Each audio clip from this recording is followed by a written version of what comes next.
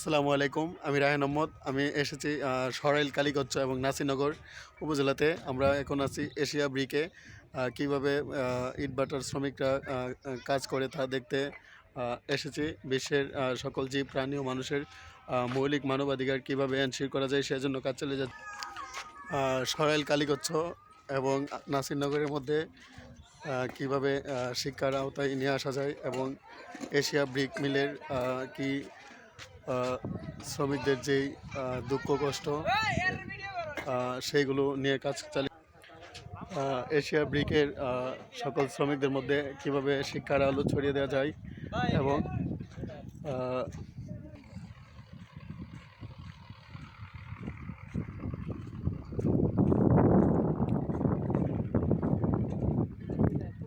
অসাধারণ সুন্দর বিশ্বের সকল জীব, প্রাণী ও মানুষের মৌলিক মানবাধিকার কীভাবে নিশ্চিত করা যায় সেই জন্য কাজ চালিয়ে যাচ্ছে ইনশাল্লাহ।